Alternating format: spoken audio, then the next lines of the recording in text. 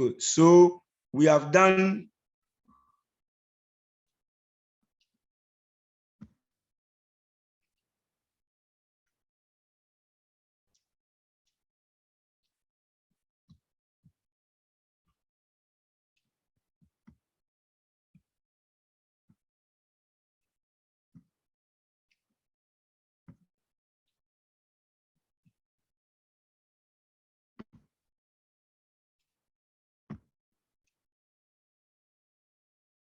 okay.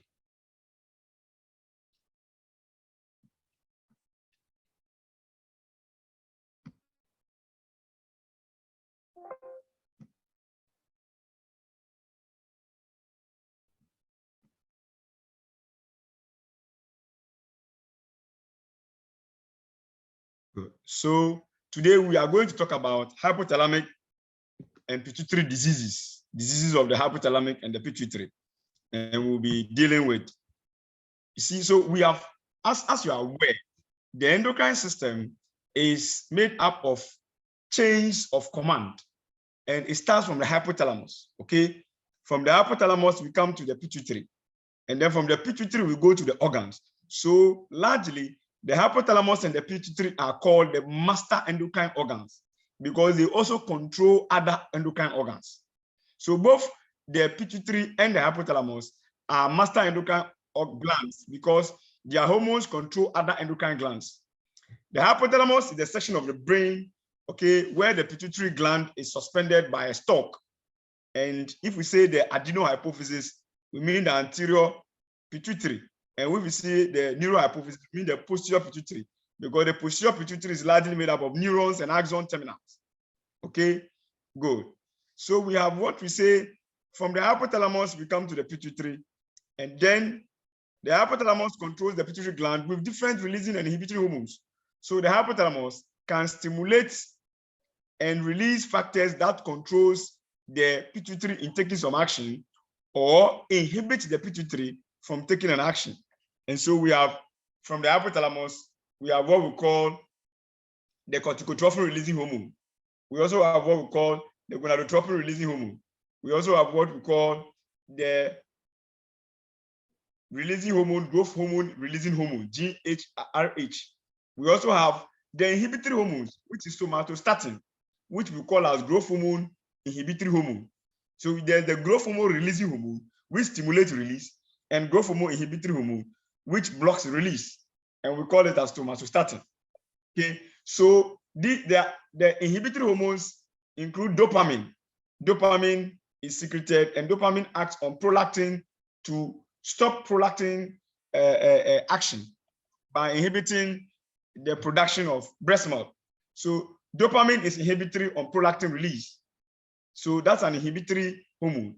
So the hypothalamus can secrete both releasing hormones to go and tell the anterior pituitary to release a hormone, or inhibitory hormones to tell the anterior pituitary to stop releasing some particular hormone.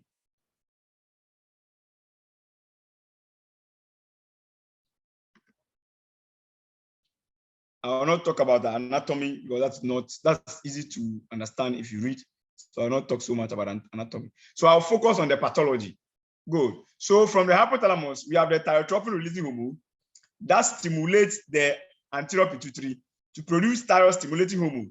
Thyroid stimulating hormone leaves the anterior pituitary, stimulate the thyroid gland to produce T4. And T4 is the hormone that is produced by the thyroid hormone. But then there are deiodinases in peripheral blood that deiodinates T4 to T3. And this deiodination can occur in the liver, the part of the body where deiodination occurs is in the liver. So I'm saying that what is important is that once you see an inhibitory hormone inhibiting something, and then the releasing hormone, then you are talking about the mechanisms by which we control hormone release. For example, we have what we call as corticotrophin releasing hormone produced by the hypothalamus. It comes to the anterior pituitary and makes the anterior pituitary to produce adenocorticotrophic hormone. The adenocorticotrophic hormone leaves the anterior pituitary, gets to the adrenal gland, and makes the adrenal gland to produce cortisol. cortisol begins to increase in the blood. And when cortisol gets a certain concentration, the increasing concentration of cortisol now serves as negative feedback to prevent the hypothalamus from further corticotrophin releasing hormone production and prevent the anterior pituitary from further ACTH production. This is what we mean by negative feedback. So initially, there was low levels of cortisol. Cortisol was low in concentration, and that's what stimulated the hypothalamus to secrete the CRH, or the corticotrophin releasing hormone. But the end product of the corticotrophin releasing hormone is cortisol. And once cortisol begins to increase, it corrects the decreased level of cortisol that initiated CRH production in the first place. So increasing levels of cortisol serves as negative feedback to stop further CRH production and further ACTH production. This is called negative feedback mediation. Good. And if you see the slide that you are seeing on the computer, you realize that the thyrotrophin releasing hormone is released by the hypothalamus, and it comes to stimulate the anterior pituitary and make the anterior pituitary to release TSH, which goes to the thyroid gland and make the thyroid gland produce T4 and T3. But that is not all. There's another hormone that seems to check the action of thyrotrophin releasing hormone, and that hormone is actually the growth hormone inhibitory hormone, which we call as somatostatin releasing inhibitory factor. From this red line, you can see from the red line here, I'm trying to get my cursor.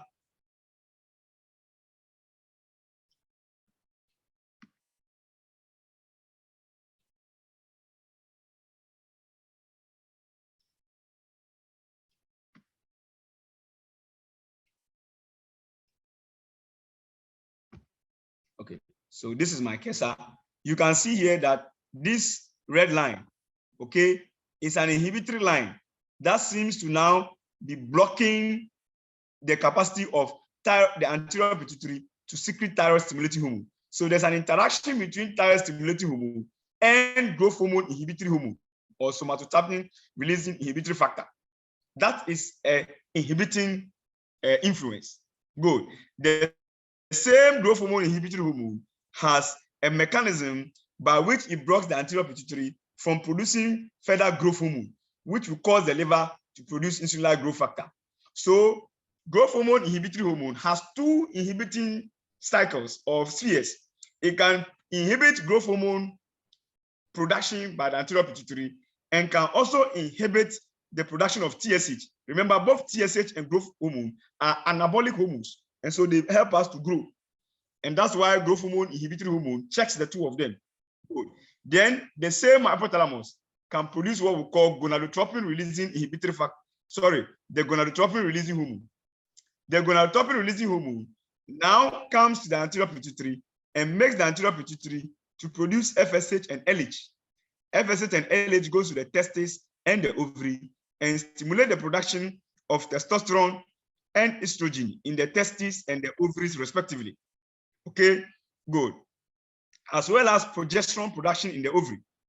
Inhibin is produced as a result, and increasing level of testosterone and estrogen and progesterone and inhibin now serves as negative feedback at the hypothalamus to stop further GnRH production, and at the anterior pituitary to stop further LH and FSH production. That's negative feedback. Good. Then we have what we call as the dopamine. You can see dopamine at the hypothalamic level. This is the chain of dopamine. Dopamine is coming. What role does dopamine play? Dopamine has a negative inhibitory factor on prolactin production. So while the anterior pituitary stimulates prolactin, that increases and causes lactate cells in the breast to produce breast milk. Dopamine inhibits prolactin production. And so dopamine has an effect on breast milk and feeding of infants. Prolactin promotes lactation and makes breast milk available for feeding of infants, whilst dopamine inhibits prolactin production. Good. So these are the releasing and inhibitory hormones produced by the body. Good. So we have now seen two types of inhibitory hormones. We have seen growth hormone inhibitory hormone. inhibiting TSH and growth hormone. And we have seen dopamine inhibiting prolactin production. These are the inhibitory hormones. Good. And then we have the releasing hormones, which I've mentioned all of them. Good. So this is what we were just talking about. Thyroid releasing hormones stimulates the production of TSH. Thyroid gland is stimulated by TSH to produce T4. T4 is deiodinated by deiodinases in peripheral blood to T3. Okay. The same way, hypothalamus produces corticotrophin releasing factor, goes to the anterior pituitary, causes it to produce ACTH. ACTH goes to the adrenal gland and makes the adrenal gland to produce cortisol. Good. Then we have the growth hormone releasing hormone, stimulate the pituitary to produce growth hormone. Growth hormone goes to the liver, makes the liver produce insulin growth factor 1. Insulin growth factor 1 serves as negative feedback to stop the pituitary from further growth hormone production, stopping the hypothalamus from further GHRH production. Then we have the gonadotropins. Gonadotropin releasing hormone stimulates the anterior pituitary to produce LH and FSH. In the testes, LH and FSH stimulate testosterone production as well as sperm production. Good. Then we have in the ovary, LH and FSH stimulate estrogen, inhibin, progesterone production, as well as the growth of the ovary. That is folliculogenesis. Good. Human growth hormone. Human growth hormone are produced by somatotroph cells.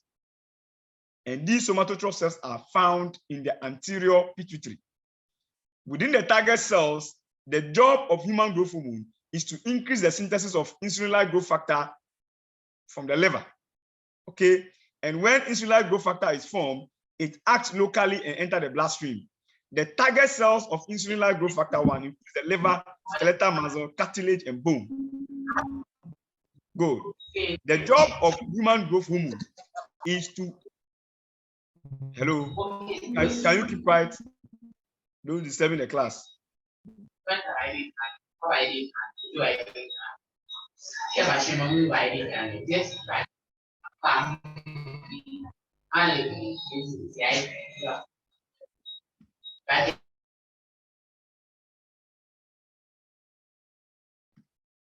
Okay, so the job of insulin growth factor 1, when it gets to these tissues, is that it wants you to grow.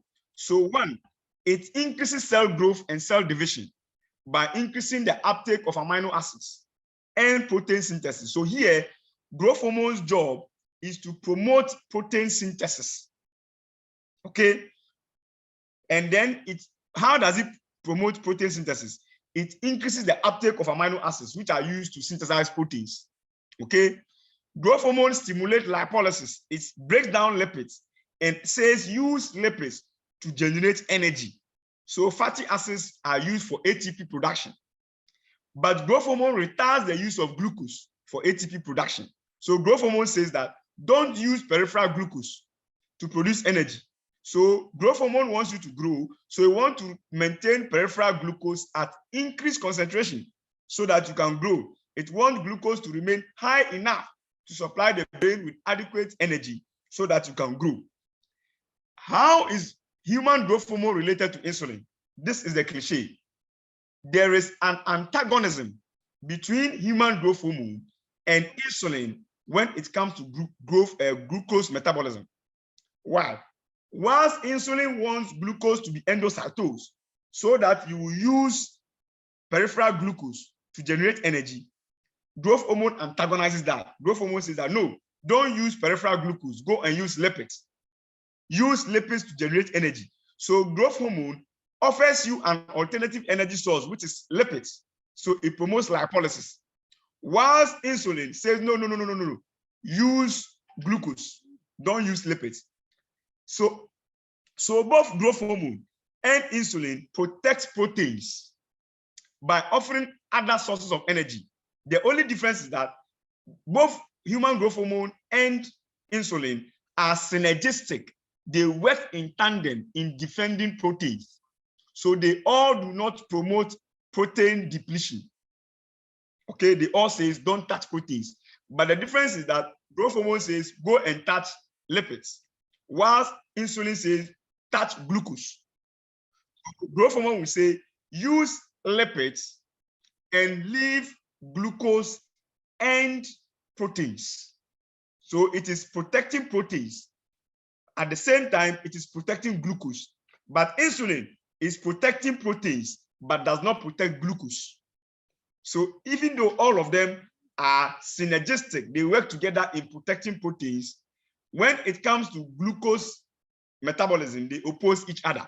So they are synergistic in amino acid and protein salvaging or protection, but they are antagonistic when it comes to glucose metabolism. Whilst growth hormone says use lipids to generate energy, insulin says use glucose to generate energy. By saying use glucose to generate energy, insulin protects amino acids and lipids. By saying use lipids to generate energy, growth hormone protects amino acids and glucose. So you see, in terms of lipid metabolism, growth hormone and insulin are also antagonistic in terms of lipid metabolism.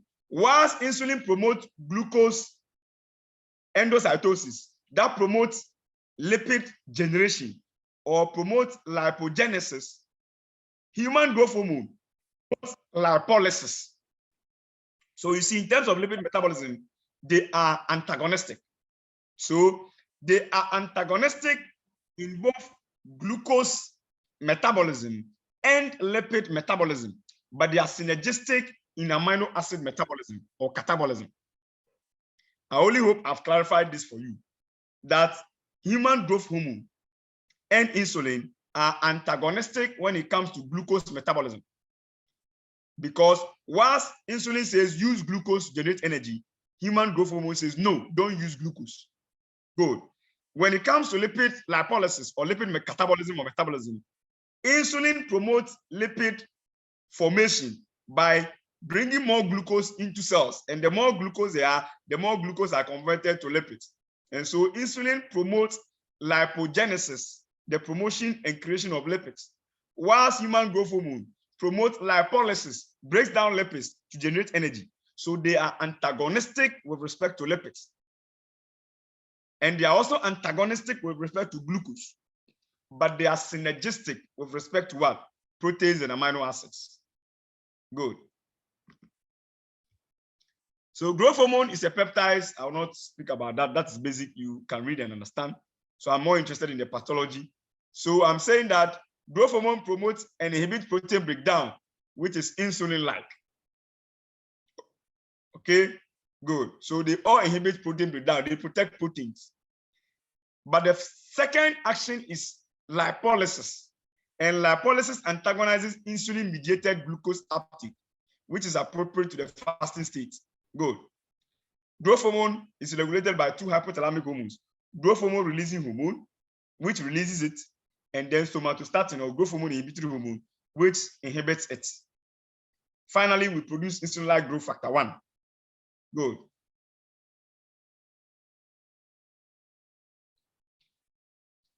Growth hormone secretion occurs in bursts. Particularly, it is intense after onset of sleep. So blood growth hormone vary widely during the course of 24 hours. So if you want to measure growth hormone, you have to stimulate it. So a stimulation test is required in order to prove the existence of growth hormone deficiency. You can't just wake up anytime and say you are measuring the level of growth hormones to prove growth hormone deficiency. No, you have to stimulate growth hormone. How do we stimulate growth hormone? You can use what we call the clonidine test or the insulin-induced hypoglycemia test or fasting or exercise. How do you do this? Because we know that growth hormone will respond when glucose level comes down. Because growth hormone wants to protect peripheral glucose. So anytime peripheral glucose goes down into hypoglycemia, growth hormone is produced by the anterior pituitary to correct that deficit. So we can say we give the clonidine test because it's an adrenergic stimulant drug, okay, that uses and used up glucose, okay? So when we give clonidine, we expect you to get slightly hypoglycemic, which induce growth hormone production. Or we can give you insulin shot. When you give you an insulin shot, insulin will send you to hypoglycemia. Once you go to hypoglycemia, the body should increase growth hormone production. After insulin shot and you can't increase growth hormone production, then we can say you have growth hormone deficiency. Sometimes we can ask you to fast.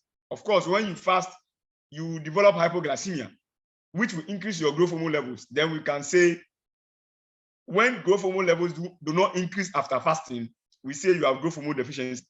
Okay, or a patient can simply be asked preliminary to do an exercise. Patient does about 20 to 10 to 15 minutes exercise. Once the exercise is intense and the patient sweats a lot, the patient will consume a lot of carbohydrates, and so the patient will become hypoglycemic. The hypoglycemia should trigger growth hormone production. Once you do an exercise and we take your blood and growth hormone has not increased, then we say you have growth hormone deficiency. But we can't just wake up and say you have growth hormone deficiency unless we stimulate growth hormone production. And it doesn't happen. Then we can say you have growth hormone deficiency. Good. On the other hand, growth hormone secretion is also inhibited by hyperglycemia or a rise in blood glucose. So we can give you a glucose load in what we call as OGTT. When we give you a glucose load in OGTT, failure to suppress growth hormone with an oral glucose load indicates pathological excessive secretion of growth hormone. So for example, when we give you the glucose load, exogenous glucose load will send you to hyperglycemia. And because growth hormone is released to defend peripheral glucose, when we give you exogenous glucose and restore your peripheral glucose, it should serve as negative feedback to suppress growth hormone production. When we give you 75 grams of glucose in 300 ml tinctured, lemon tinctured water, and you still cannot suppress how much growth hormone you do, then we suspect that you have a pathology of oversecretion of growth hormone. So growth hormone deficiency can be checked by hypoglycemia, and then growth hormone hypersecretion can be checked by oral glucose load, that is hyperglycemia. If we want to check growth hormone deficiency, we induce hypoglycemia, either by fasting, exercise, or giving insulin or a clonidine drug. Or if we want to check hypersecretion of growth hormone, we now induce hyperglycemia, either in OGTT or anything that gives you excess glucose load. Good. Excessive growth hormone secretion causes gigantism in children and acromegaly in adults. Growth hormone deficiency we usually present as growth failure in children, because in children, they are now going to grow. So if you are a child and you get growth hormone deficiency, you will not grow, and that becomes growth failure. But if you are already an adult, you are finished growing before developing growth hormone deficiency, then it will present itself as decrease in muscle mass and increase adiposity.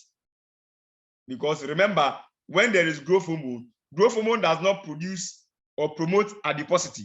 Growth hormone promotes lipolysis, because growth hormone says go and use all the lipids to generate energy. So when growth hormone is in normal levels, it will not cause an increased adiposity. But when you have growth hormone deficiency, that will cause increased adiposity, because growth hormone is not there to break down the lipids or promote lipolysis. And then your muscle mass is also decreased, because you are not growing significant. You are finished growing, but you need to build up muscle mass. When there's no growth hormone, you can't build up muscle mass. So there's a decrease in muscle mass and increased adiposity in growth hormone deficiency.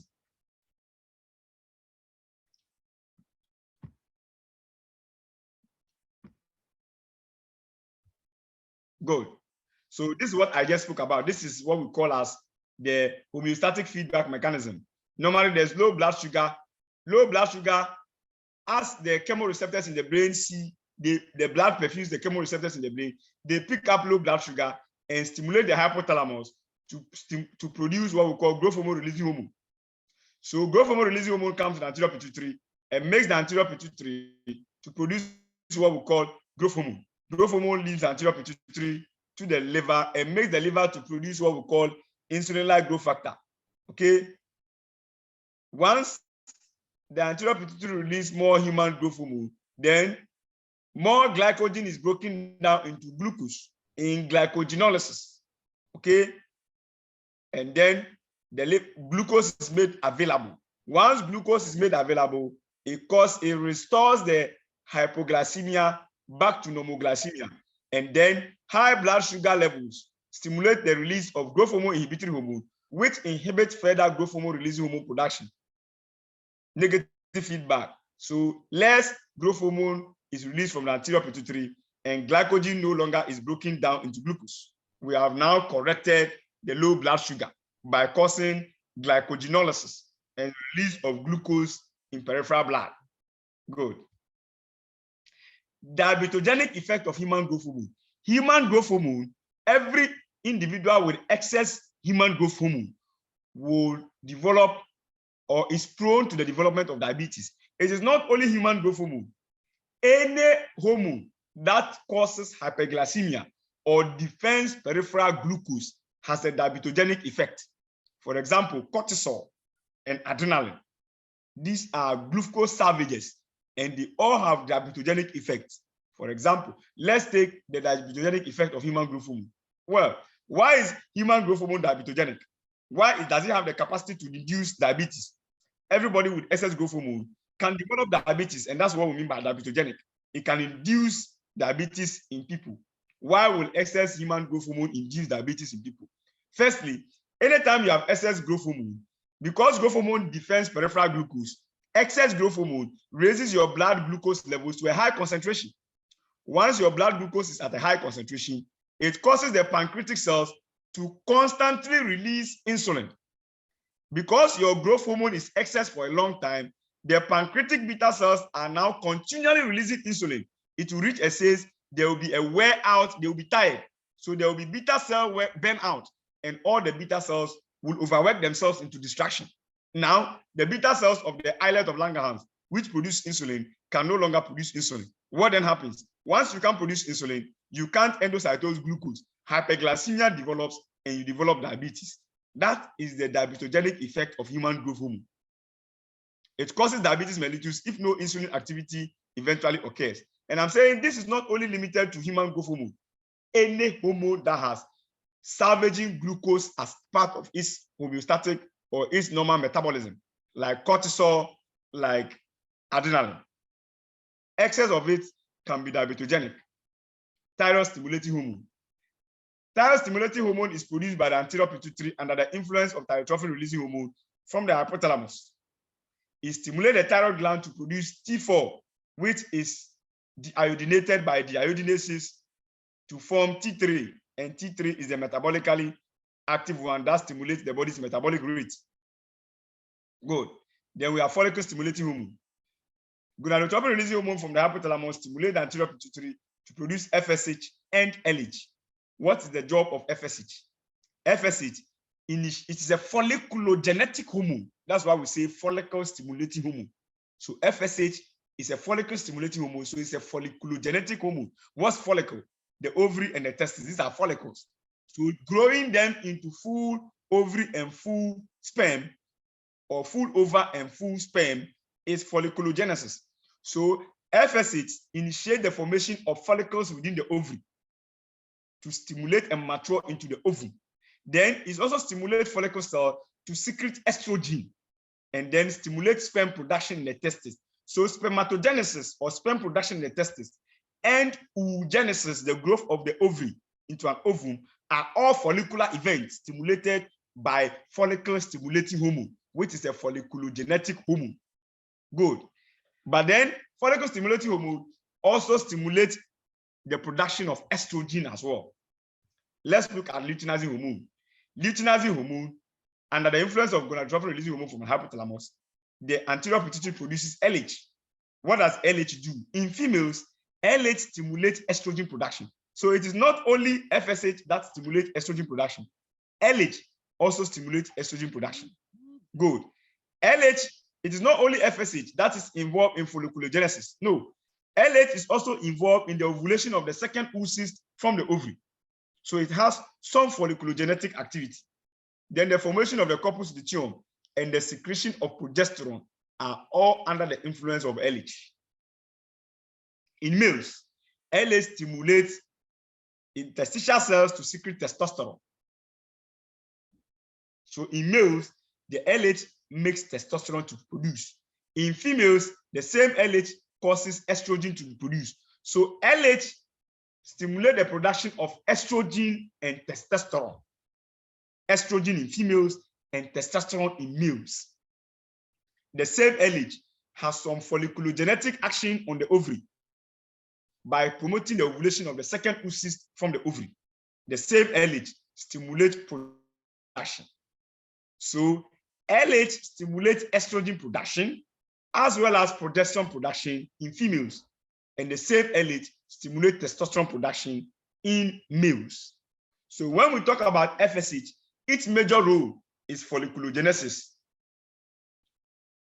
both in males and females, but it has some minor capacity to induce estrogen production, which we saw here, that FSH stimulates estrogen production.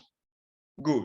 But its major role is follicular development in the ovary and sperm production in the testes. But then LH, instead of just only helping us to produce estrogen, progesterone, and testosterone, also has some folliculogenetic activity, just like FSH also has some hormone production activity and not only folliculogenesis. LH also have, apart from hormone production, estrogen, progesterone, and testosterone, also has some folliculogenetic action in the second oocyst maturation. Good. Prolactin. The hypothalamus regulates lactotroph cells in producing milk. Lactotroph cells produce prolactin. Okay. Under right condition, prolactin causes milk production by causing the mammary gland to produce milk. Suckling reduces the levels of hypothalamic inhibition, and prolactin levels rise along with milk production. When a baby is born and the baby suckles the breast milk, this reduces and decreases the levels of dopamine in the mother. So suckling is known to decrease dopamine production. And because dopamine inhibits prolactin production, when suckling inhibits dopamine production, dopamine levels goes down and nobody inhibits prolactin production. So there is an inhibition of the hypothalamic capacity for prolactin production, which causes more prolactin to be produced by suckling, and the milk production increases for the same baby to drink. That's why when a baby doesn't suckle breast milk production does not increase. So when nursing ceases and the baby no longer suckles the breast milk, dopamine levels go up. And once dopamine levels go up, dopamine inhibits prolactin from causing further milk production. So when nursing ceases, milk production slows down and the baby doesn't get milk. Marked lactotroph cell hyperplasia will develop during pregnancy and in the first few months of lactation because of the surge in estrogen levels. Estrogen production stimulates lactotroph cell hyperplasia and causes milk production. Prolactin. Prolactin central control mechanism is inhibitory, which reflects dopamine-mediated suppression of prolactin release. Prolactin has a pulsatile release with the highest peak during the rapid eye movement in sleep. Peak levels of prolactin occurs around 4 a.m. to 6 a.m. Good. So prolactin levels rise transiently after exercise, after meals, sexual intercourse, and minor surgery. Good. Prolactin acts to induce and maintain lactation. Prolactin decreases reproductive function. Good. You see, this is how beautiful it is. Whenever dopamine is suppressed and prolactin increases, the increase in prolactin suppresses gonadotropins from causing the release of FSH and LH and testosterone and estrogen production, suppressing your sex drive and blocking your reproductive function. So the more a woman breastfeeds, the more birth control or incapacity she's more incapacitated to get pregnant. So milk or lactation or breastfeeding is one of the strongest sources of what we call as birth control. As long as a woman continues to breast milk, it means that dopamine has been suppressed, prolactin levels are up, and once prolactin levels are up, prolactin suppresses gonadotropin releasing hormone from causing the release of FSH and LH. Testosterone and estrogen is not produced, and that suppresses the reproductive function or decreases reproductive function, suppresses sex drive, and causes effective birth control. Prolactin suppresses hypothalamic gonadotropin releasing hormone and the gonadal steroidogenesis in both sexes. Prolactin blocks folliculogenesis in the ovary, causing estrogen levels to go down, which we call as hypoestrogenism and anovulation.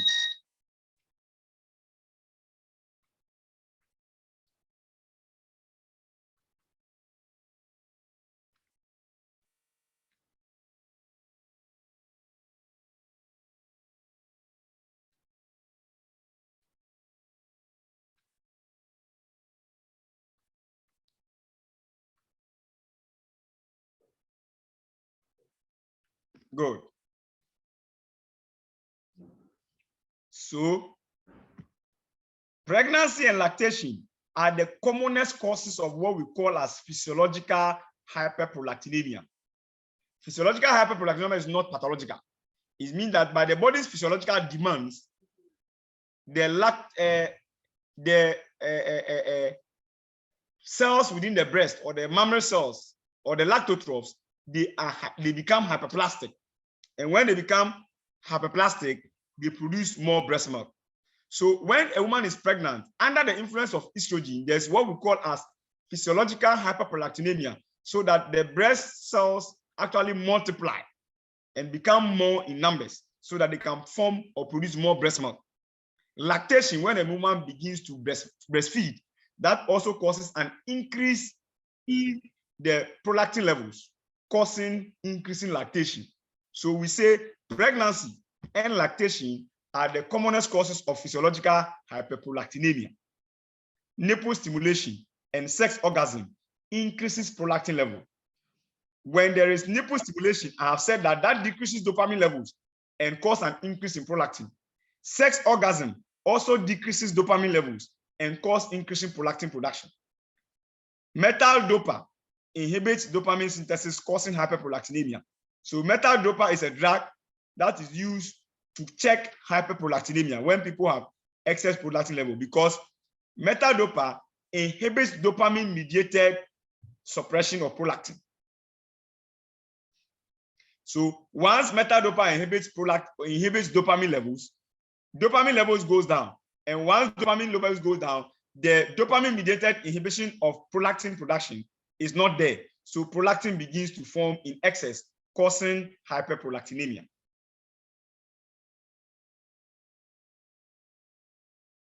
Bromocriptine and cabergoline are dopamine receptor agonists. They behave like dopamine, and they are used to treat hyperprolactinemia. So when a patient has hyperprolactinemia, the bromocriptine and cabergoline are given, and they act like dopamine by going to bind to dopamine receptors. Once they bind, they prevent what we call hyperprolactinemia, because the dopamine is now active, and once the receptors are active, they inhibit prolactin levels, and so prolactin levels decreases. In measuring prolactin, patients who have undergone digital rectal examination, they have to stay for about 3 days or more, or a week, before you can measure their prolactin levels, because digital examination increases prolactin level. Sex orgasm increases prolactin levels. So if a patient has had rectal examination for prostate cancer, he has to take some time before he can do prolactin test, because the rectal examination for prostate enlargement actually increases prolactin levels. Adenocorticotrophic hormone. The hypothalamic releasing hormone stimulates corticotroph cells. Eventually, ACTH stimulates the cells of the adrenal cortex to produce glucocorticoids. Melanocyte stimulating hormone. This one in frogs is known to cause increased skin pigmentation, but its role in humans is not very much known. Posterior pituitary. Posterior pituitary is also called the neurohypophysis. It produces 2 types of hormone: antidiuretic hormone, or adrenaline vasopressin, and oxytocin. It is called neurohypophysis because of the axon terminals and rich neurons that links from the optic chiasma into the posterior pituitary. Oxytocin. What is the role of oxytocin? During delivery, the baby's head, when the woman is in delivery, the baby's head comes out and stretches the cervix. Normally, oxytocin is produced that starts delivery. Okay, the process of delivery is initiated by oxytocin levels. So, but during delivery, even though oxytocin has gone up, the baby's head stretches the cervix. When the cervix is stretched, the stretching of the contraction of the cervix or the uterine wall also superimpose further oxytocin production. And this is what we mean by positive feedback. Good.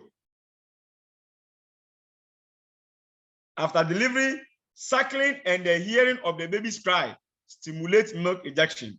Suckling suppresses dopamine and causes hyperprolactinemia that increases breast milk production. Hearing of the baby's cry also stimulates milk ejection. We don't know which mechanism that happens. So the hormone causes muscle contraction and milk ejection. That's what oxytocin does. I've already explained this concept of positive feedback. Antidiuretic hormone, adenine vasopressin. Its function is to decrease urine production by conserving fluids in the body. It decreases urine production, decreases sweating on the skin, and increases blood pressure so that you can perfuse tissues adequately. Whenever, assuming you are playing football in the sun, a hot sun, your skin is dehydrated. Once your skin is dehydrated, it means the concentration of glucose in your blood becomes hyper. So you get a high osmotic state. The high osmotic pressure in your blood is picked up by the chemoreceptors in your brain and the osmoreceptors in your brain. Once the osmoreceptors in your brain pick this up, they activate the hypothalamus to secrete antidiuretic hormone. So they activate the hypothalamus to influence the posterior pituitary to produce ADH. When ADH is produced, okay, the nerve impulse release ADH from the axon terminals, okay, which now goes to the kidney and causes the kidney to retain more water, which decreases the urine output. Once the kidney is absorbing more water by aquaporin mediated ADH induced absorption of water, water returns back into the capillary and is not lost in urine. So ADH prevents what we call diuresis by causing water in the tubules to be reabsorbed, restoring the high osmotic state, because when the water is absorbed, it now dilutes the glucose and other osmotic activities in the blood. Water then dilutes them, restoring the high osmotic state to normal osmotic state, which then serves as negative feedback to stop the hypothalamus from further ADH production. That is the homeostatic control. So dehydration causes ADH release, and then we now restore it. Then overhydration now inhibits ADH release. That is homeostasis. Pituitary diseases, hypopituitarism. It is caused by the impaired production of one, two, or more pituitary hormones. Whenever we say there's a pituitary disease or hypopituitarism, it's either one hormone of the pituitary is affected or multiple hormones of the pituitary is affected. Hypopituitarism can be inherited or acquired.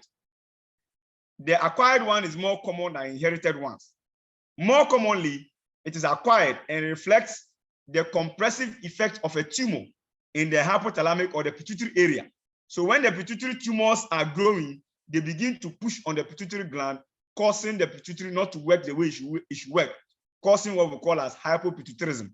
So hypopituitarism is more commonly acquired, and often it reflects compressive mass effect of tumors or inflammatory action in the hypothalamus or vascular damage in the pituitary. Good. This could result in impaired synthesis or secretion of the hypothalamic hormones, resulting in pituitary failure. Once the hypothalamic releasing hormones are not produced, the pituitary cannot work. Genetic causes of hypopituitarism: pituitary dysplasia, aplastic, hypoplastic, or ectopic development of the pituitary can cause hypopituitarism. Septo-optic dysplasia can result in the dysgenesis of the septum pellucidum. This can result in cleft palate, syndactyly, ear deformities, or optic atrophy. Kallman syndrome is an X-linked disease, okay, on the Kall gene that causes poor lack of embryonic migration of gonadotropin releasing hormone neurons from the hypothalamic, okay, to the hypothalamus. From the placode, they don't descend into the hypothalamus. So they are ectopic. Good. Then gonadotropin releasing hormone, the deficiency prevents progression through puberty. If you don't have enough gonadotropin releasing hormone and you have a deficiency early on, you will not be able to produce LH and FSH. And so you develop, so you can't produce testosterone and estrogen or progesterone. So you develop delayed puberty and you have a micropenis. Good.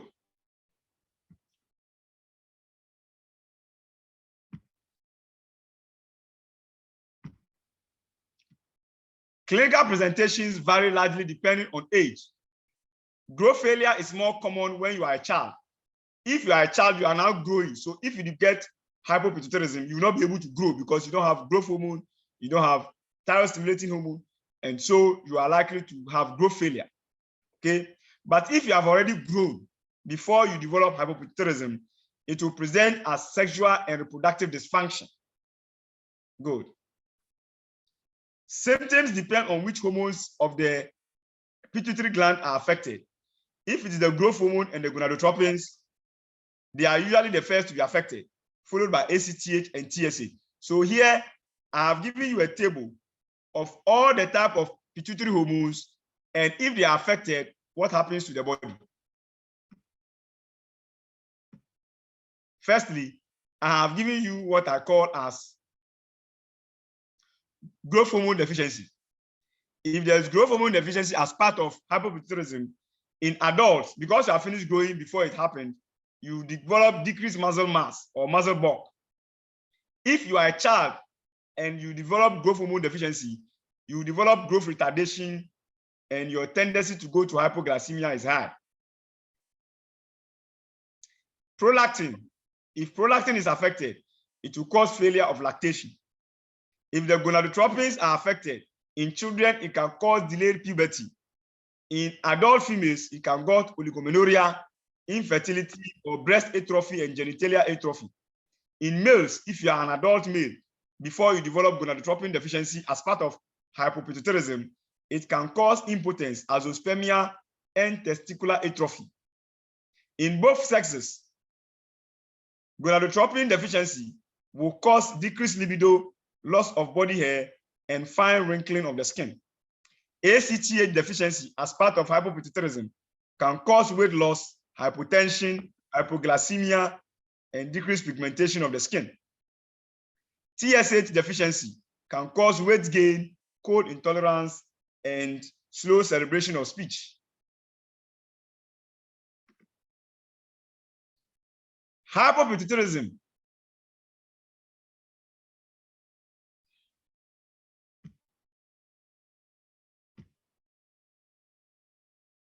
normally, when there is hypopituitarism, the posterior pituitary is often spared. Okay, the posterior pituitary is often spared as part of pituitary diseases.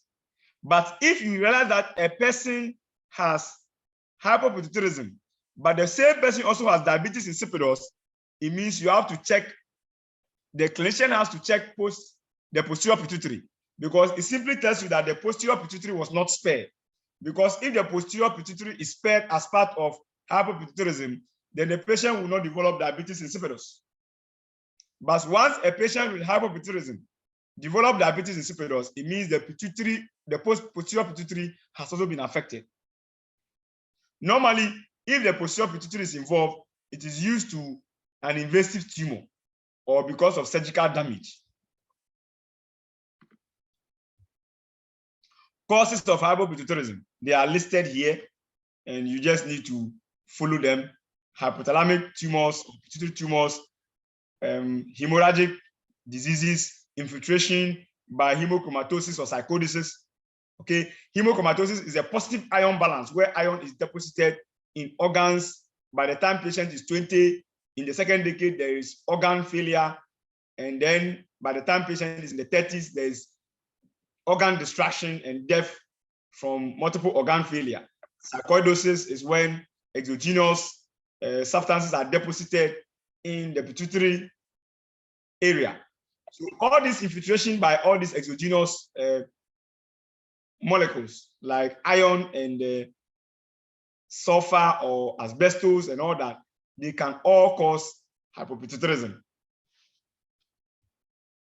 Treatment of hypopituitarism normally entails replacement of glucocorticoids and thyroxine and either the sex steroids themselves.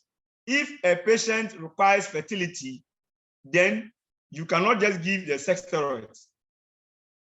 Okay, if the patient just wants his reproductive and sexual, if the patient just wants his reproductive or sexual function, then you can just give the sex steroids. testosterone, estrogen, progesterone, and all that. But if the patient requires fertility, you have to now stimulate the testes and the ovary and the uterine wall. And so you can't give the steroids. You have to now give gonadotropin releasing hormone, which will now cause production of FSH and LH, which will stimulate folliculogenesis as well as the production of the steroid hormones. So if fertility is not desired, you then give the sex steroids. But if fertility is desired, patient is giving gonadotropin releasing hormones or the gonadotropins, which is FSH and LH. Good.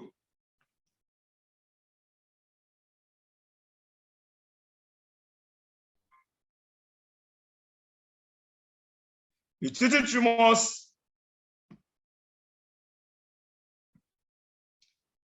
tumors can be functional or non-functional. Often they are benign. When they are functional, they produce excess of a particular hormone. Either they are, if it's a prolactinoma, they will produce excess prolactin. Okay. Tumors encroach on space occupied by normal pituitary cells, and they cause raised intracranial pressure in the head, causing headache, vomiting, and papilloedema. Visual defects due to its proximity to the optic chiasm or chiasma. Good. Acromegaly and gigantism is caused 95% of the time by a growth hormone secretory pituitary tumor. A pituitary tumor that is producing excess growth hormone, which can cause acromegaly and gigantism. Good. So whether you develop acromegaly or gigantism will depend on when the bone epiphysis fused. If the growth hormone excess occurred before the fusion of the bone epiphysis, then you develop what we call acromegaly. If not, you develop gigantism. Sorry, you develop gigantism. If not, then acromegaly. The reverse is what I was trying to say.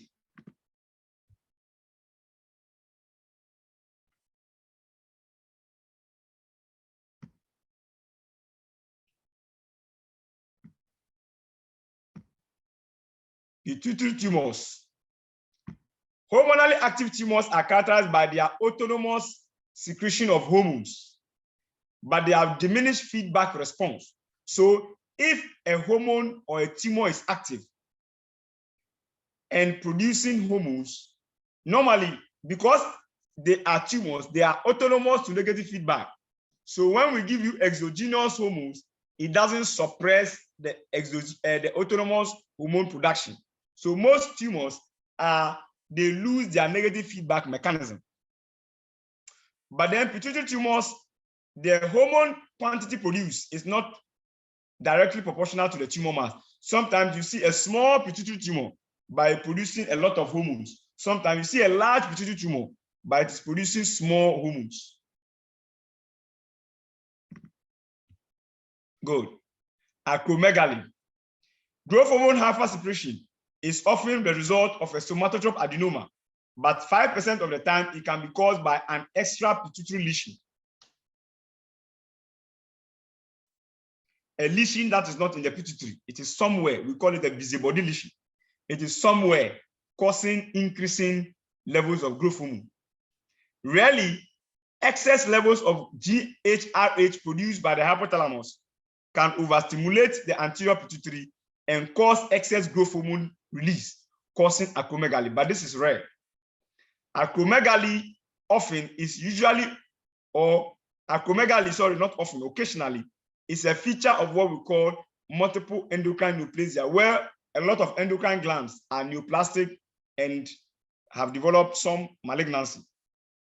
Clinical manifestations of acromegaly cause facial features. The nose, the eyes, the cheek are gross. They are big. That's what we mean by cause facial features. There's soft tissue thickening, okay? And then the patient has a spatula-shaped hands, okay? The hands are like a spatula. And the patient develop impaired glucose tolerance. I've told you that growth hormone has a diabetogenic effect. Before it causes diabetes, it will cause impaired glucose tolerance in patients. Normally, such patients have voice, deep voice, and gruff voice alterations because of changes in the larynx. They have increased body hair, which we call as hirsutism. Initially, they get a lot of muscle overgrowth. Eventually, the muscle overgrowth is replaced by muscle weakness. Patient sweat a lot. Patient has prognatism, and prognatism is a protruding jaw. If you see Andrew the giant or any giant, you see that their jaws are well protruded. Good.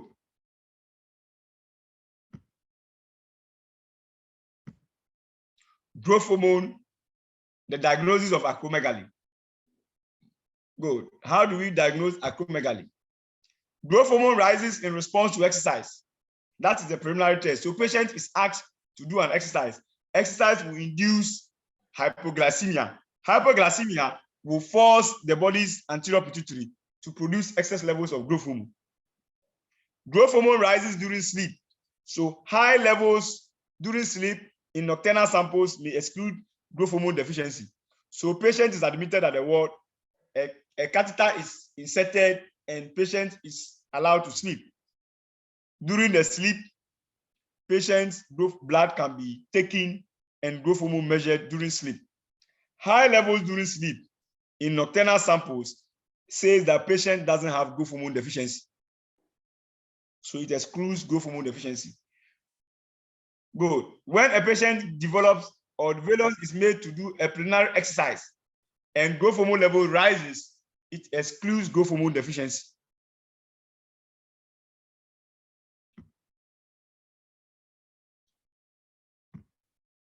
OGTT, growth hormone response to oral glucose load, can be used to diagnose acromegaly, excess growth hormone. Patient is normally given 75 grams of glucose in 300 ml of lemon tinctured water after patient has been made to fast overnight and the baseline sample has been taken and growth hormone is measured. Then patient is now given 75 grams of glucose load. After the glucose load, patient's blood is taken every 30 minutes for 2 hours and growth hormone is measured. We can also measure insulin growth factor 1 in both baseline and post-glucose load. Okay, normal patients should be able to suppress growth hormone to 2 milli international units per liter. Once you cannot suppress growth hormone to 2 milli international units per liter, it simply means that you are producing excess levels of growth hormone, and so you are acromegaly. But even patients who do not fall in this category, they do not suppress growth hormone to below 2. But even then, we reach 5. Once they cannot go below 5, then we say they have a higher prevalence of diabetes, heart disease, and hypertension. Even though we have not diagnosed acromegaly in them, because the diagnosis of acromegaly is failure to suppress growth hormone to 2. Some people will not suppress it to 2, but they reach 6. They are unable to suppress growth hormone below 5. So their growth hormone is at 5 or 6. We say that once they cannot go below 5, they are more prone to development of diabetes in the future. Insulin-like stress test. This is the same like what we call the exercise. Because exercise induces hypoglycemia, when we give you an insulin injection, normally it is 0.1 unit of insulin per kilogram body weight. Once we give you that insulin shot, the insulin induces hypoglycemia. Once you become hypoglycemic, we expect that you increase the level of growth hormone production to restore glucose level in peripheral blood. Good. So normally the patient fasts overnight and then the insulin injection is given. So a baseline sample is given. A baseline sample is taken before the insulin injection.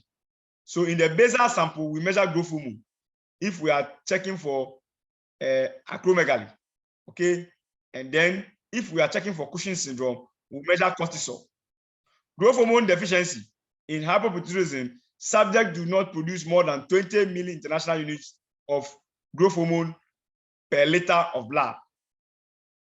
In Cushing's syndrome, subjects are unable to produce high levels of cortisol above 200 nanomoles per liter. Then we say the patient has Cushing's syndrome or Cushing's disease. Good. So the diagnostic value of insulin stress test is that in growth hormone deficiency, we measure growth hormone. If we are checking for Cushing's syndrome or Cushing's disease, we measure cortisol.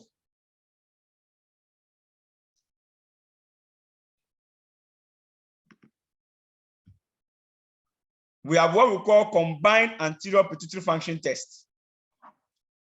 What is combined anterior pituitary function test? What is this test about?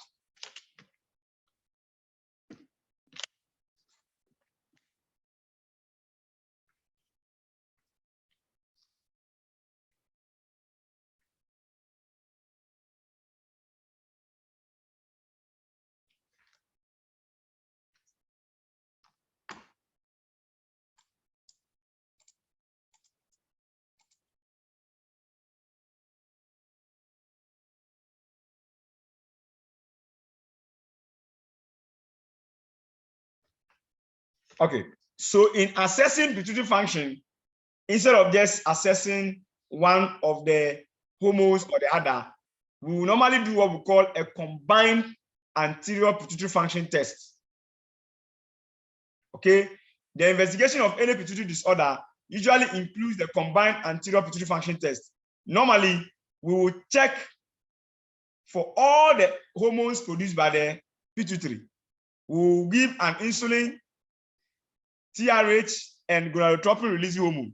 What would they do? Insulin will stimulate ACTH, growth hormone, and prolactin production, because insulin will induce hypoglycemia, and hypoglycemia will trigger ACTH production, because ACTH finally produces cortisol, which salvages glucose. So anytime there's hypoglycemia, cortisol and ACTH should react.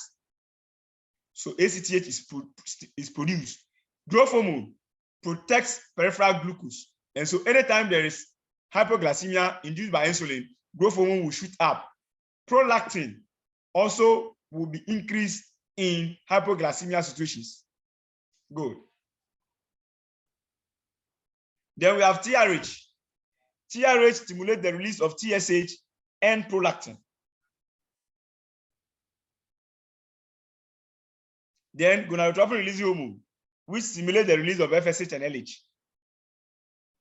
Normally, the procedure for a combined anterior pituitary function test or a triple function test is the patient fast overnight, baseline samples are taken, then the patient is given 200 micrograms of TRH, 100 micrograms of GnRH, and then 0.15 units per kilogram body weight insulin.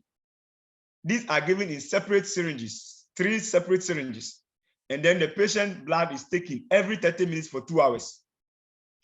LH, SH, prolactin, TSH, and ACTH, glucose and cortisol are all measured in both baseline and the post-injection. So we compare. Because of the dangers of insulin, a clinician who requested the test or any clinician should be available throughout the test. Glucose and hydrocortisone should be available. A carbohydrate meal is normally given after the test. Patients with epilepsy and heart disease cannot do this combined anterior pituitary function test. Throughout the test, signs of hypoglycemia, sweating, and anxiety are checked, and whenever they are seen, test is aborted. In a combined anterior pituitary function test, what do we expect? The difference between the baseline sample and the post-injection, we expect TSH to rise 3-fold above the basal. So if the basal is 10, we expect the TSH to rise about 30. Good. Then prolactin is expected to rise more than 10-fold compared to the basal. LH about 5-folds, 5 multiples of the basal value. And then FSH about 3 multiples of the basal value. Then we say there's a normal pituitary function. Anything below this shows a pituitary dysfunction. Acromegaly, treatment of acromegaly, normally patients will have to do a CT scan to check whether the anterior pituitary is producing excess levels of growth hormone. Radiotherapy can also be used to treat. Drugs such as octreotide and lanreotide are somatostatin analogs. They act like growth hormone inhibitory hormone that goes to stop further growth hormone production. Bromocriptine and cabergoline are dopamine agonists, and we know that dopamine has an effect on growth hormone. Then occasionally, all three treatment forms are needed. Radiotherapy, the octreotides, and the dopamine agonists are needed. Surgery is one of the solutions for acromegaly. Treatment of acromegaly or gigantism is aimed at reducing the excess growth hormone secretion. So it's preventing excess production of the hormone. Okay. Then there's sometimes transsphenoidal resection of the pituitary tumor is the treatment of choice in the majority of cases. Okay. Occasionally, the surgery is transfrontal craniotomy, where the excess tissue producing the excess growth hormone is removed.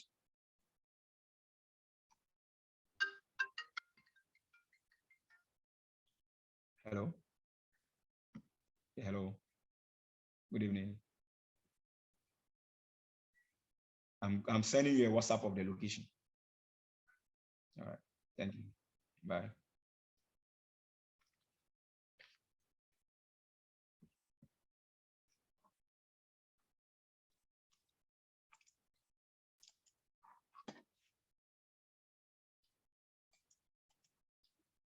Excuse me, class. I'll be with you soon.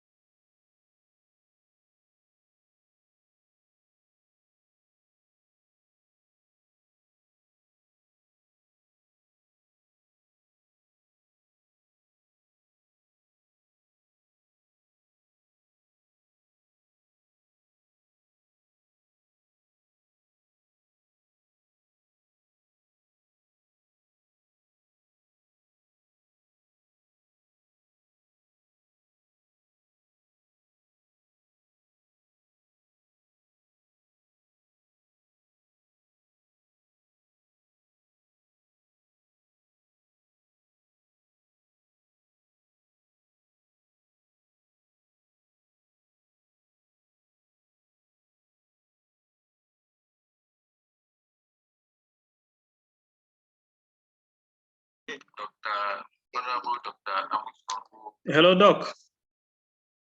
Doc, we cannot hear you. I think you're on mute. Yes, I muted myself and I forgot.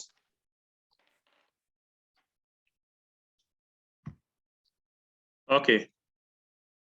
So I have unmuted myself, so let me take it again. Deficiency of adenocorticotrophic hormone. I'm saying that ACTH is normally a precursor that generates beta lipoproteins, beta endorphins, and alpha melanocyte stimulating hormones. So when there's enough ACTH, we produce alpha melanocyte stimulating hormone, beta endorphins, and beta lipoproteins. ACTH exhibits a pulsatile secretion, and it is circadian. It goes up and fluctuates a bit before coming down. That's circadian rhythm. The peak levels are found early in the morning at 6 a.m. and the lowest level is found at midnight. We are what we call secondary adrenal insufficiency, which occurs as a result of pituitary deficiency of ACTH production. When it is the pituitary that cannot produce ACTH, and that one we call it a secondary adrenal insufficiency. But if it's the adrenal gland that cannot produce cortisol, then we say it is primary. Okay. Sometimes ACTH deficiency results from glucocorticoid withdrawal after prolonged treatment of patients with glucocorticoids. Some patients have skin problems or other diseases for which we give them exogenous glucocorticoids like cortisol or hydrocortisone. And so exogenous use of this cortisol or hydrocortisone will, because of negative feedback, if we give you cortisol to treat a disease and cortisol is in your blood, cortisol suppresses the hypothalamic pituitary production of corticotrophin releasing hormone and ACTH. So after prolonged use of cortisol or hydrocortisone in treatment, sometimes found in triple action creams, hydrocortisone, it also has cortisol-like activity. So after prolonged use of these drugs, especially cortisol derivatives for treatment of various skin disorders, what then happens is that the exogenous cortisol suppresses ACTH production for prolonged. So even after we withdraw the cortisol, ACTH deficiency has already set in. The pituitary can no longer produce ACTH because of prolonged suppression of the hypothalamic pituitary axis in suppressing it from ACTH production. So long after we withdraw the glucocorticoids or the cortisol, the hypothalamus, the anterior pituitary cannot still produce ACTH. So sometimes ACTH deficiency is due to prolonged use of glucocorticoids, and glucocorticoid withdrawal does not restore further ACTH production. That causes ACTH deficiency. Patient presents with fatigue, anorexia, hypocalcemia, and then vomiting. Secondary adrenal failure, unlike primary adrenal failure, has no hyperpigmentation and has no mineralocorticoid deficiency. Why? Remember earlier on we said that the central nervous system controls the production of glucocorticoids under the hypothalamic pituitary adrenal axis.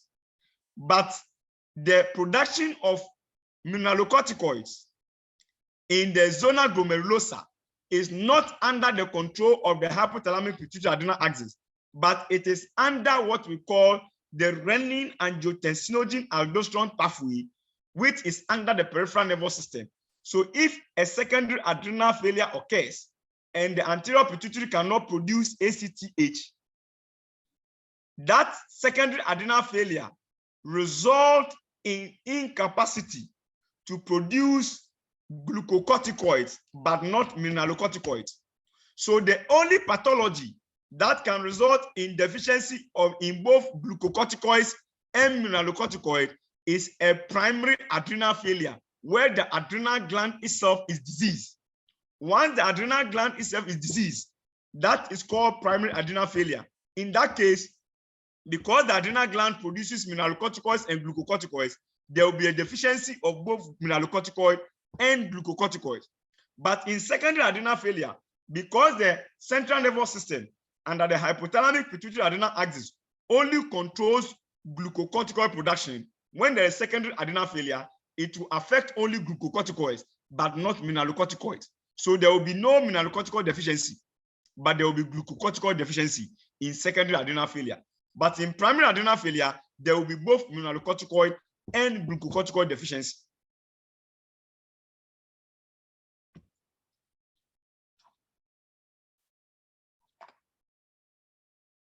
Good. Laboratory diagnosis. Low ACTH levels with low cortisol is characteristic of immune reserve. So if there's low ACTH, simply means hypothalamus is not producing ACTH, and the adrenal gland is not stimulated to produce cortisol. So low ACTH with low cortisol is characteristic of secondary adrenal failure.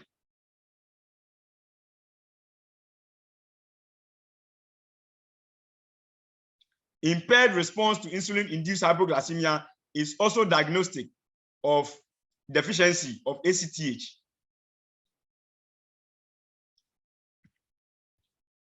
ACTH producing adenoma.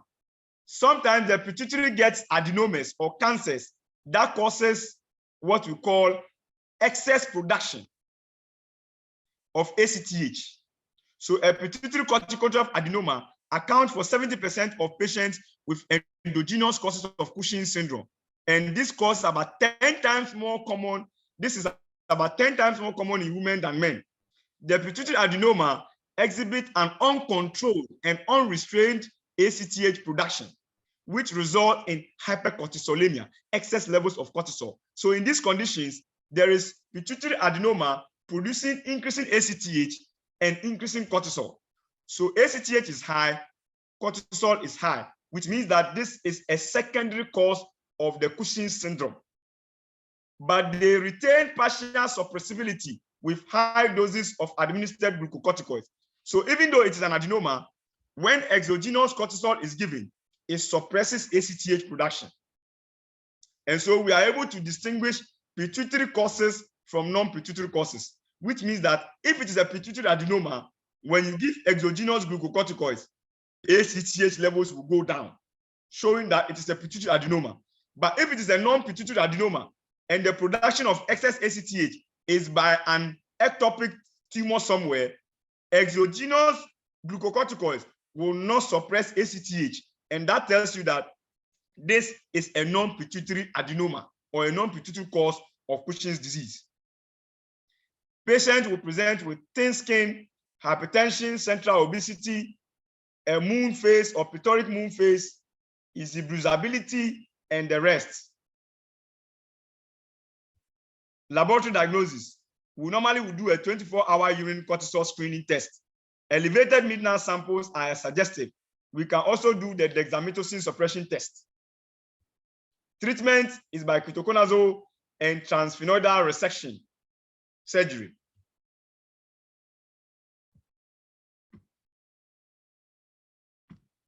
Hyperprolactinemia, increasing levels of prolactin. What are the causes? Mostly a pituitary adenoma. Pregnancy and lactation only causes physiological causes of hyperprolactinemia. They are not pathological. Good. Drug-induced inhibition of dopaminergic receptors, like antipsychotic and antidepressant drugs, okay, have an inhibiting effect on dopamine. Once they inhibit dopamine, prolactin is free to cause hyperprolactinemia. Clinical presentation. Patients will present with oligomenorrhea or amenorrhea. Primary amenorrhea is when patient has never menstruated. So menstruation ceases even before the first menstruation, before menarche. Okay, there can be galactorrhea and infertility. Milk discharge 6 months postpartum.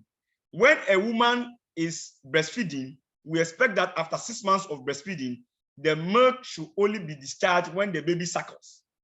But when there is hyperprolactinemia, even 6 months after birth, milk continues to be discharged without even suckling from the breast. And that is called galactorrhea. Good. In men, and this occurs in women, oligomenorrhea in women, amenorrhea in women, galactorrhea in women, and infertility in women. In men, hyperprolactinemia will present as diminished libido and infertility. Okay, it will cause impotence because of decreased testosterone production, because prolactin inhibits gonadotropin releasing hormone, which inhibits further FSH and LH production, which inhibits testosterone and estrogen production. So oligospermia, osteopenia, decreased muscle mass, and bearded growth are all because of hyper levels of prolactin.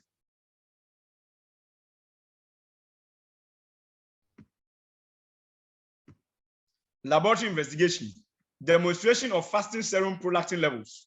Okay, we can do, normally patient has to do TSH and T4 to exclude thyroid engagement or thyroid involvement in the hyperprolactinemia.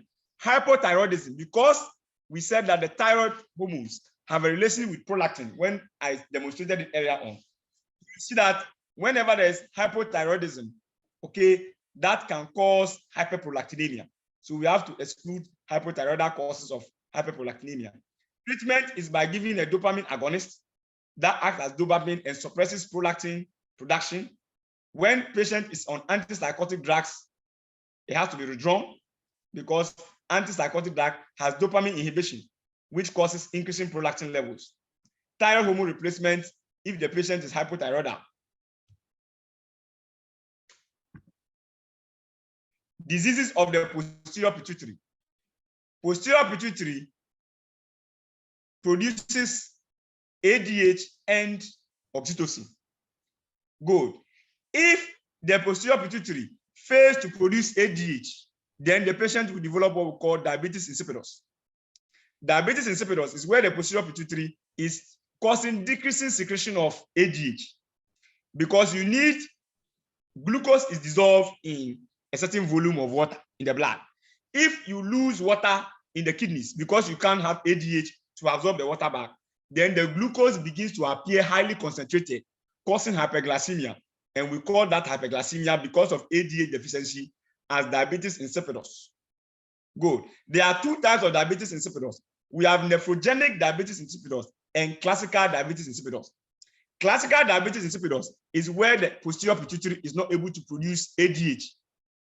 But nephrogenic diabetes insipidus, the posterior pituitary actually produces ADH.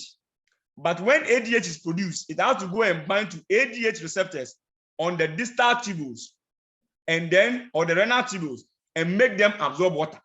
But in nephrogenic diabetes insipidus, the receptors where ADH should bind to allow ADH to absorb water are deficient.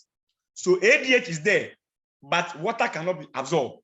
That type of diabetes insipidus is caused by the kidney's inability to recognize ADH and use the available ADH to absorb water.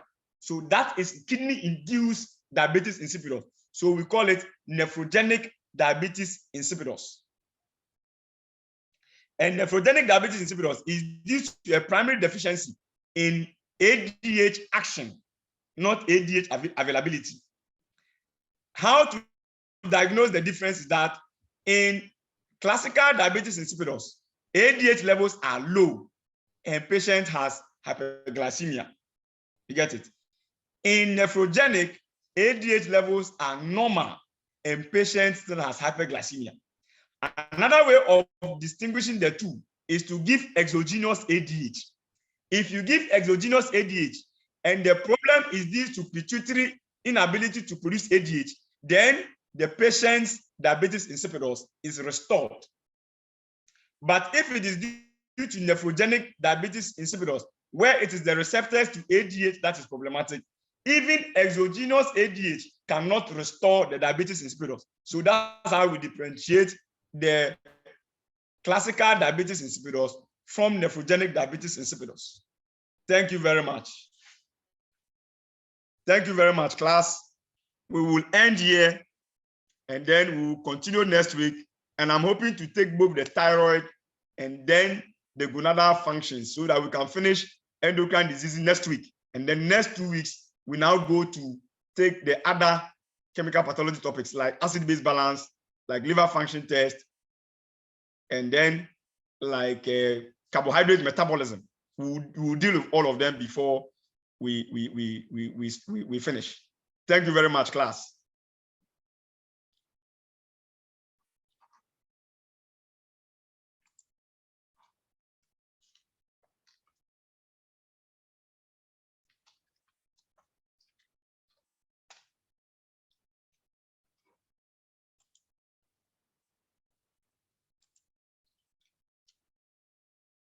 Thank you. I have just been called by the dean to a meeting, so I'll take your questions next week.